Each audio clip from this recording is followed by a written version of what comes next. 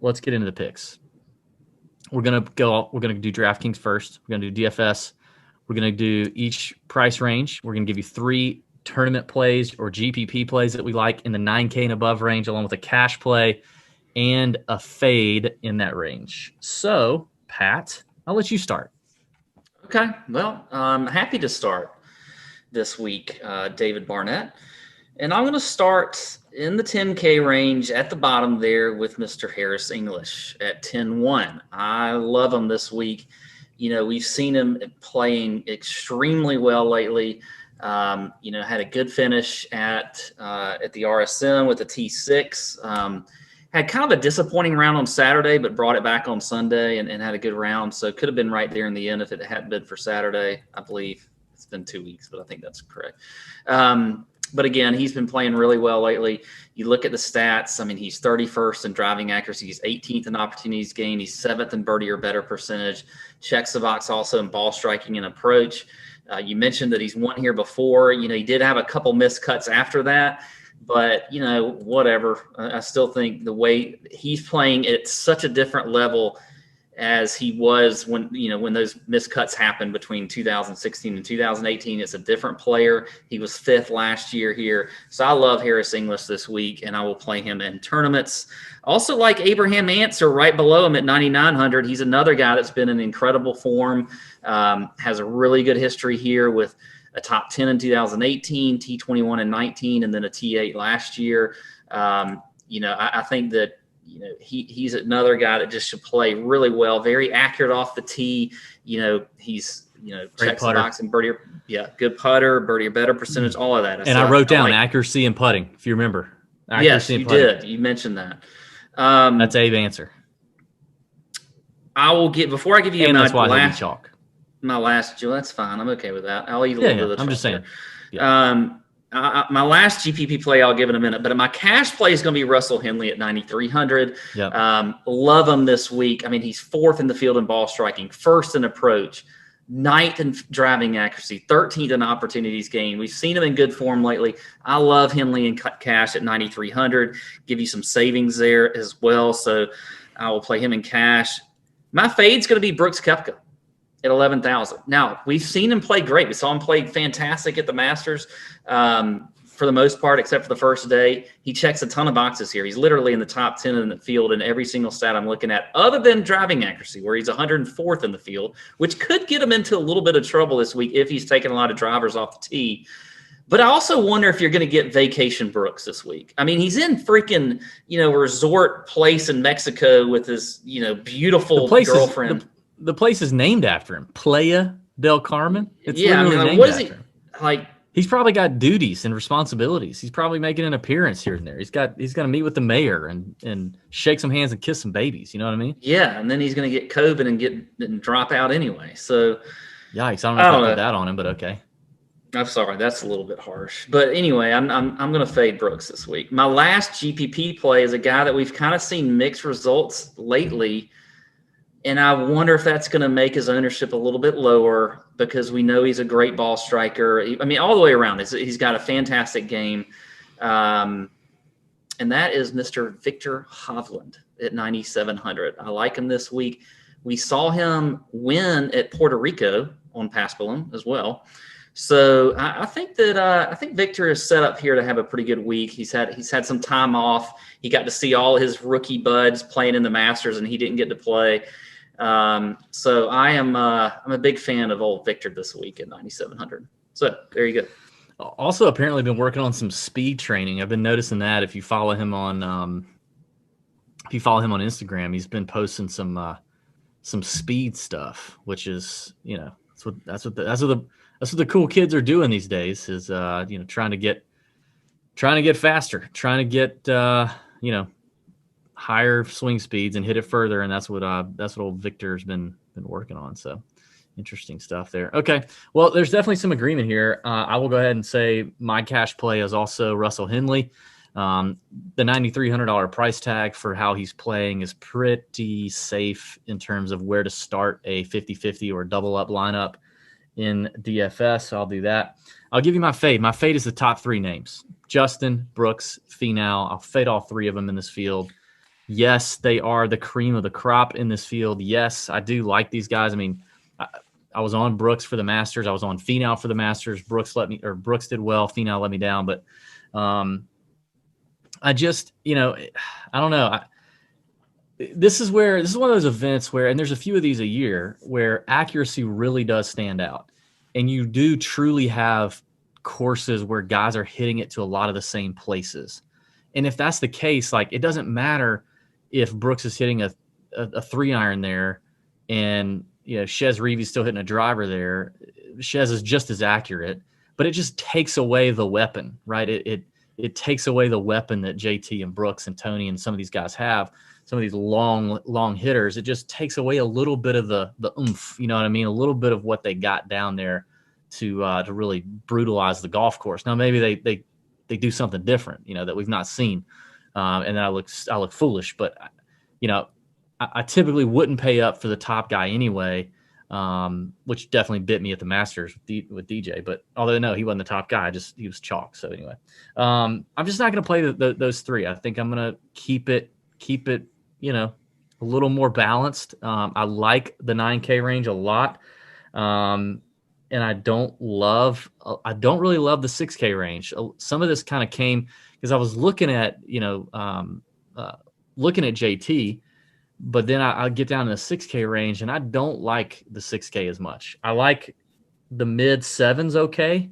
But I don't love where my lineups start looking in terms of that 6K. So it's kind of dictated by what I have down there. Now, maybe over the next couple of days, I find a couple diamonds in the rough down there that I didn't find today. And that changes, but yeah, not a big fan. Well, I mean, the thing is too, you look at the RSM. I mean, God, every freaking guy that did well was in the 6K range.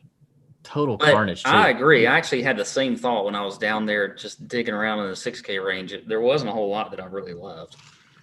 There's going to be some good, there's plenty of names that are going to pop down there. It's just, I don't feel great about many of them.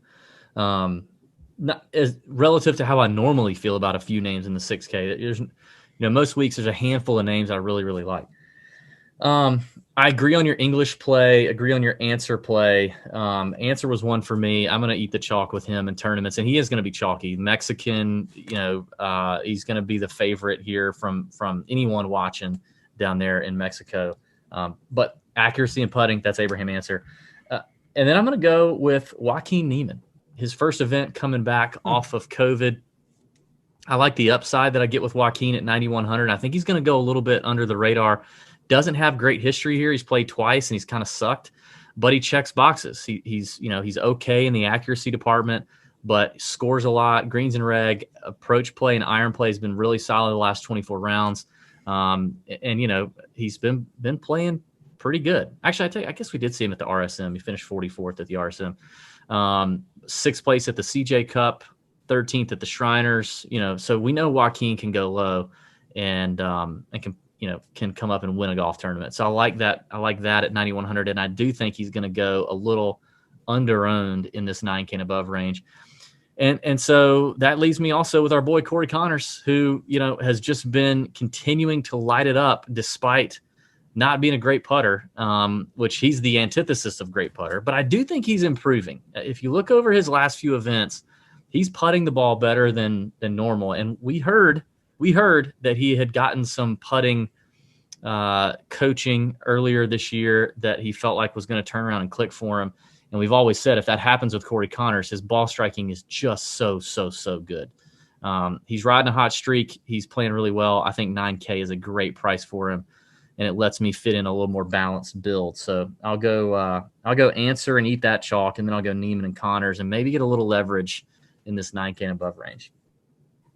8K range, I'm not crazy about. It's okay. I'll tell you my fade is going to be Carlos Ortiz. I think Ortiz is just very overpriced. Coming off the win at the Houston, there's the Hispanic angle that you can play with Carlos Ortiz, and maybe he'll play well here at Playa del Carmen. But I really don't love the price here. Yes, he had a runner-up here last year, but before that, nothing really to write home about. And his win at Houston, he gained 6 strokes putting, which isn't I mean, that's definitely an anomaly for Carlos Ortiz. I mean, he hasn't gained 6 strokes putting in almost did it in 2018 at the Sanderson Farm, so 2 years ago. Just doesn't happen very often for him. And before that, his form was pretty terrible. 35th and 48th at the Zozo and CJ Cup that were both not no-cut events. 2 missed cuts before that. I mean, his last top 10 before the Houston Open was this tournament last year, runner-up. I don't love the price for that kind of form and consistency out of Carlos Ortiz. I'll pass. My cash play is going to be the boy I've been riding in cash for a couple of weeks now, and that's Emiliano Grillo. 18th at the RSM, played well at the Bermuda, played well at Sanderson Farms, a couple comp courses here. Great ball striker. We know it's all about the putter for him, but I feel good about the safety and at least the top 20 upside that I get with Emiliano Grillo at 8,300. If the putter could get average, he could win this thing, like legitimately win it. So I like Grillo in cash at 8,300. Then in tournaments, I'm going with Kazire and I'm going with Joel Damon. I love the putting for Kazire. Love his form too, coming off a 10th at the RSM, 11th at the Houston. He is rounding into some nice form, and he can score. He's 6th in this field in the last 24 rounds, and birdies are better. The dude can score when he's on, and he's on right now. So $8K to me is a great price for him, and $8K is a good price for Joel as well. He didn't play that great at the RSM, but we told the people in the Nut Hut, Joel, first event back. I don't know. Now, granted, Thanksgiving last week, so you obviously wasn't playing an event last week, but I still think he wants to take advantage of this final week in Mayakoba, get the FedEx Cup points that he can get, and then take a nice long break. Now, if he's not in it over the weekend, like even if he makes the cut and he's not really in it, good God, like Joel's probably going to be like, get me the hell out of here. But I like the upside for Joel here at 8,000. I think that's a good price.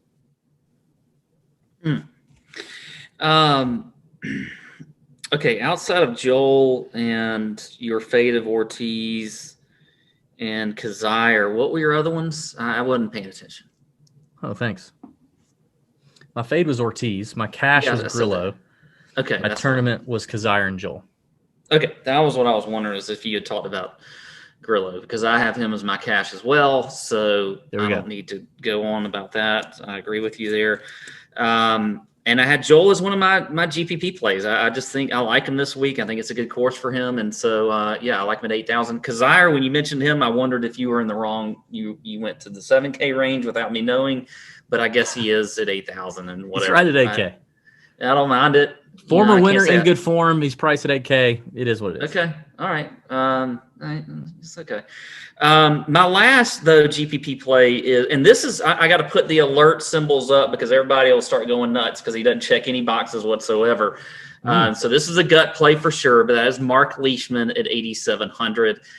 He's a guy that was playing absolutely incredible before the whole break hit. He had won a tournament. He finished second at the Arnold Palmer. He was right there just doing well, and things kind of, he didn't play that well right after the break. But, we saw him finish really well at the Masters a couple of weeks ago with a T13. So the game could be coming around here.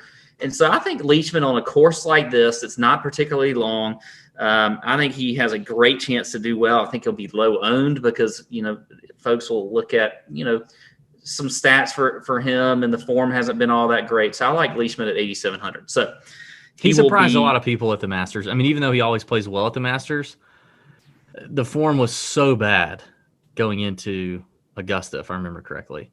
Not great at all. I mean, he wasn't like bad. Terrible. I mean, I don't think he was missing a whole lot of cuts, but he was. Well, he played in 3 non-cut events before that, and he almost finished DFL in every one of them. Yeah, so, well, there you go. So he was playing pretty terrible. My fade, though, is Billy Horschel at 8,800. Just not a fan of him this week. He hadn't been playing that great. I mean, you talk about almost dead last. He was 69th at the Zozo. He was 28th. Leishman was 70th at the Zozo. That's what I don't care. You can have a different feeling about a guy. But I just don't like Billy Horschel this. I think Horschel will be way higher owned than Leishman will, for one. And so I don't know if either one of them are going to be that high owned, but I do think Horschel will be higher, but I don't think either one of them will be up there a lot. Yeah. Anyway, I don't, if I have a gut feeling about Leishman, I have the same gut feeling that Horschel's going to just shit the bed this week. Okay. There you go. Is that it? That's it. That's all I got. Okay. Man, I'm gonna need to drink some water after this. I can tell the wild leap's getting to me a little bit, but we have a get some red stripe, maybe a red stripe. Good God, no. Those of you who watch the Danny Woodhead podcast, the red stripe thing will make sense. No, I want to get some Hydrant, man, some Hydrant, which is now our go-to for just daily hydration, but also recovering from a possible hangover or preventing a possible hangover, because drinking enough water is critical to a healthy lifestyle. It increases your brain power and energy and productivity and helps you focus, prevents headaches, helps digestion. It improves your skin and your mood, Pat, which you need a lot of. So, when you're dehydrated, you can't concentrate. Like Pat can't concentrate on my picks. You feel tired. So it's easy to get off track, but Hydrant helps you hydrate faster. It's refreshing, scientifically balanced powder that you mix with water to hydrate quickly. It helps you stay hydrated longer with water, more than just water alone. It's got 4 key electrolytes: sodium, potassium, magnesium, and zinc, made with real fruit juice powder and no artificial sweeteners or colors. No nonsense, all science. Bryson would love it. Delicious and refreshing flavors like blood orange, lime, and grapefruit. Blood orange is my absolute favorite. I love anything blood orange. There's a bar down the street that has a blood orange margarita. Incredible. If I drink a Hydrant blood orange before that, it'll be the best. Can you and get they have blood flavors orange at like your normal grocery store? I don't know if I've ever had a blood. I don't think so. I've never seen one. You got to try it for yourself. See what we're talking about. It tastes incredible. It works. It's backed by 100% satisfaction guarantee. If you don't love it, you can send it back and get a full refund. About to call some action here, Pat. Get ready. I'm going to call some action for the people. All you got to do, we've got a special offer for our listeners to try Hydrant with a free 5-pack. You just pay $4.99 for shipping and handling. And to get in on this deal, you go to drinkhydrant.com/Tour Junkies. That's drinkhydrant.com/Tour Junkies to try it free. Hydrant, where water meets wellness. Drinkhydrant.com/Tour Junkies. Drinkhydrant.com/Tour Junkies. I've been waiting for, a hydration assistance place to get on board with our podcast to help me feel better on Tuesday mornings. Yeah, I'm happy about it. It's good stuff. I've already tried it. It's fantastic. I felt really hydrated. Yeah. After many, many drinks. Yes. Same. All right, let's get into the 7K range in DFS. There's a few names here I really, really like. The first one is at the top of the range, and that is Mr. Scott Piercy. I was on Scott for the RSM. He played pretty good.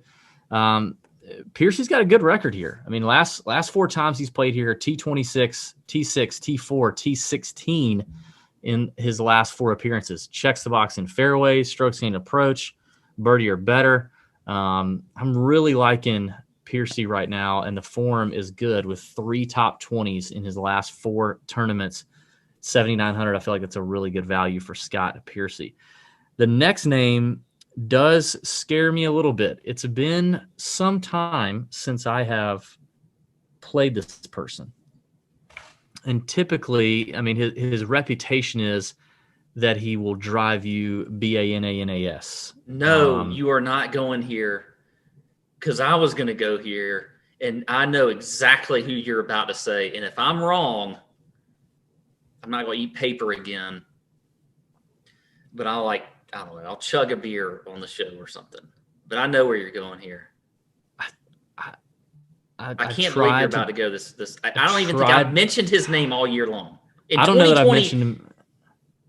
I don't know that I mentioned him either. I tried to get off of him, but the upside is too good, and it's Keegan Bradley. Oh, God, I knew it. Keegan mother effing Bradley. Why are we doing this to ourselves?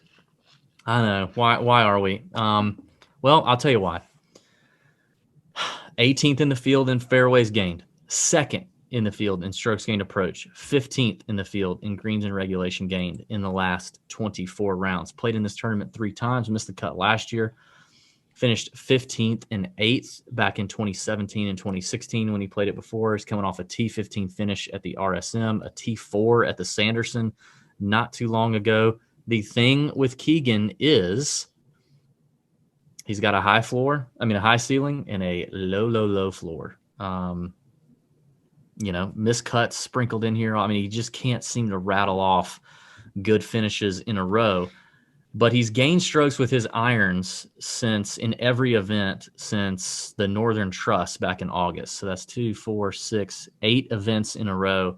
He's been in the positive with strokes gained approach, and most of that over 2 to 3 shots, 4 shots. He's, and I actually even looked at this too. I was like, you know what? I bet he's hitting it long, but I bet he's not hitting a lot of fairways. Well, then I go look and see his fairways. He's killing it in the fairways gain department. He's been very accurate. 7 fairways gained at the RSM. Was gaining fairways when he was missing cuts. Gained 9 at the Sanderson. Like he's found some accuracy off the tee. So excuse me, I get choked up just thinking about having to play his ass. I would be choked up too. But again, I can't quit the upside of him right now. He could use the FedEx Cup points. I don't know. It's weird, but it is what it is. I had the same thoughts. Like I didn't even want to talk. I mean, as I was writing why I liked him and I was writing it down, I would just like. If I were you in that situation, when I started talking about him, I would have just not said that I was going to play him. I would have let you do it. And then I would have just not said anything. And then I would have played him. And then if he sucked, I would have told you you're an idiot the next week. I would not have confessed to that. Just one of us are on strategies in the show. Like you have these strategies where you pivot off of a player that I mentioned. If one of us are on, if one of us are on Keegan or a player like Keegan, that's enough. That is enough. We don't both need to be on. We don't. But I wrote him down. I'm beholden to what I just wrote down. Ooh, good. All right, so I'm going Piercy, Keegan, and then another name that I haven't said in a while, but I'm trying to give you a little something different here. And again, I'm thinking upside here. I think high ceiling, low floor, tournament play, $7,200. He's going to give you a lot of ownership leverage. Maverick McNeely, who, if you look over his last 5 events, miscut at the RSM, T20, T21, miscut, T17 over his last 5 events. Now, Maverick, one of the best putters in the field, typically. So, we'll see what he can do. Hasn't been doing well with the putter lately, but over his, 44 events measured on the PGA Tour within Fantasy National, he's one of the better putters in this field. He's a young guy. He's motivated. He definitely could use some points. He could use some status upgrades. He's a longer hitter. He's not super accurate with the driver. Hopefully Maverick takes a lot less than driver here this week, and he just hits some fairways with his irons, and he goes from there. But I just like the upside and the low ownership and the putting out of Maverick McNeely. My cash play, and you could play him in tournaments for sure at 7,400 is Doug Ghim. What can you say about Doug Ghim? Ever since I cursed Doug Ghim a few weeks ago, he's been on fire. Absolute great form. No record here, but great form and checks literally all the boxes. Fairways, approach, greens and reg, around the green, birdie or better, all of it in the last 24 rounds. 7,400, I think you could roll with Doug Ghim in cash. He's another one that wants a status upgrade, needs to get to the next level come January. What can you say about Doug Ghim? God, and then you hated my Doug Ghim play at the Bermuda. I did, but I will say this: I came around on him right after that. Like it didn't take me weeks to come around on him. I said it that one time, wasn't on it, made fun of you for it. He played great, and then I came around, and then he's played great since. I've been on him since. He's been good. I appreciate that. I feel like that was somewhat of a props to me. Yeah, it was. It was. You were early on him. I made fun of you, but then I got on real quick. I got on the Gim train real quick. My fade is going to be a guy I hate to fade. It's Sepp Straka, $7,600. I love Sepp, but like I mentioned with some of the names up top, a course that just demands accuracy and everybody playing to the same spots. You just take the weapon of driver out of Sepp's hand, and you take an extra par 5 out of his, out of the golf course being a par 71. I just I don't like Sepp. His driving accuracy is very bad. He's 100th in around the green play. He's not a great scrambler. Doesn't get up and down very often. He does score a lot, which is good. The irons are sharp, but I don't love Sepp here in terms of just taking away that driver, taking away that extra par 5 he can go low on. Yeah, and so, played here last year, missed the cut. I don't think this place is built for Sepp Straka. So there you go. All right, so we have a little more agreement too down here. I was with you on Keegan. Obviously, we talked about that. I'm with you on Doug Gim. So both of those guys were actually GPP plays for me.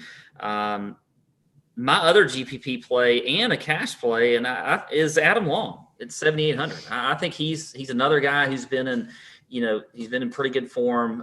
We talked about, you look at the, at the stats for him.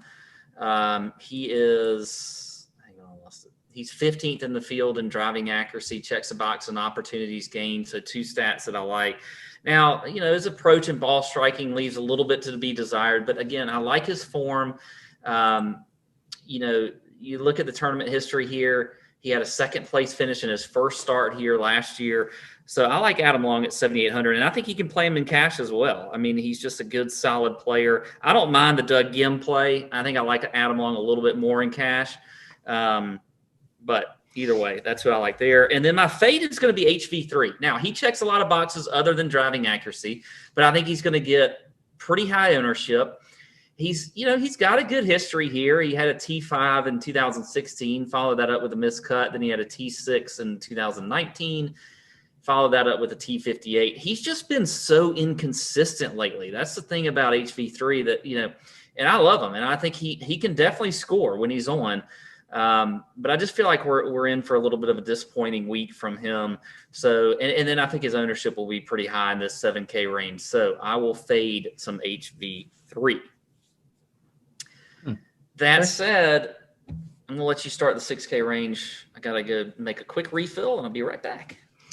All right. 6K range, pretty straightforward for me. I'm going to go Wesley Bryan. We've already talked about accuracy, putting. That is Wesley Bryan. I know that he pulled into Mayakoba early on Sunday to get ready, get prepared. He doesn't have a lot of status. He's still working off of major medical. He's got to take advantage of the starts that he gets. So I like that here. He's 3rd in this field in his last 24 rounds in approach, 23rd in greens and reg. Finished 12th at the Sanderson. That's some upside for Wesley Bryan. So at 6,600, I like the upside there. Right there with him at 6,600. I also like JJ Spawn. I think he's got some upside here as well. Finished 3rd here in 2019, 14th the year before that. He's got a good record here. Didn't play great last year, but a pretty good record here. Good ball striker. I like JJ Spawn. I think he's going to be pretty low owned as well. I'm going to go back to the well with Hank Lebiota. I know I tend to get on Hank a good bit, but and he missed the cut at the RSM. He missed the cut here to last year. He's a great scrambler. Iron play is good. And he does have upside. I swear he has upside. He has top 20 upside in this field. He did it at Bermuda. He nearly did it at Corrales with a T21. 6,400, really cheap for this guy. And then finally, this is a weird one. I don't know that I've ever in my life picked Bo Hoag. But dadgummit, if Bo Hoag didn't show up at 6,200 when I was doing my research, he's an okay, accurate guy. He's not super wild. Greens and regs been pretty good. He's a really good scrambler, 10th in the field and around the green play. Finished 30th his last event out at the RSM, coming off of a bunch of miscuts before that. Finished 20th here last year. He's a good putter. In general, putting is what he does best. But yeah, I don't know, man. Bo Hoag, I think also a really accurate driver of the golf ball. So he gains a lot of strokes with accuracy, gains a lot of strokes with the flat stick. So 6,200, I think Bo gives you top 25, top 30 upside it, so yeah, there you go. Maybe a single entry small tournament play. You go Bo Hoag. But Wesley Bryan and JJ Spawn are probably my two favorites in this field, in this range. Wow, I didn't expect a Bo Hoag to be thrown out there. I'm trying to get a little frisky. Last tournament of the year. Try to get a little frisky with it. Yeah, I mean, I don't mind it. Yeah, I mean, I think a couple guys down here that I thought just sort of popped for me. I think Ryan Armour makes a little bit of sense there at 6,600. Yeah, I noticed him too. A guy that's played well here in the past. He's, we know he's an active driver. I don't even have to mention that. He's 30th in the field though in opportunities gained. He's 32nd in approach. So I think Ryan Armour will be a good play. Another guy, and I think there's a lot of guys down here that you can just have a little bit of a gut feel about. I like Roger Sloane at 66 or 6,700. He's a guy that we've seen, that can score. I thought I saw he had a decent history here, but I could be. Oh no, he doesn't. He has a shitty history here. He's missed 2 cuts. I don't know about Roger Sloane. Maybe don't play Roger Sloane. Oh, Pat's course history can't let him do it. Can't pull the trigger. Yeah, on the CH isn't all that great for him. I like the JJ Spawn play. I thought that was one that was a pretty good play there. The thing about this 6K range, and you were talking about how you didn't really like it earlier, is that not a whole lot of guys here are in that great of form. And that's like one of the things I'm just was looking at. Just nobody really just jumps out at you. I mean, they're and that's what you're going to see usually in a 6K range. But at least sometimes you get a few guys that are have made 4 or 5 cuts in a row. They just haven't done anything. But you don't really see a whole lot of that here. But what do you do with the amateur Ogletree? Do you think you even look at playing him after a solid finish at the Masters? It's his first pro event, as a pro. Do you think Ogletree could pull something like a Will Gordon, like a Taco Supreme Will Gordon, and play really well in his first few events, or any of these other rookies that we've had, like Morikawa and whoever else, Wolf? I think you could. I think you could. I think you could. I think you have a good week. I don't know that I'll play him a lot, or at all. But I think you could if you're going to play a guy like that. He's obviously confident coming off a good Masters finish.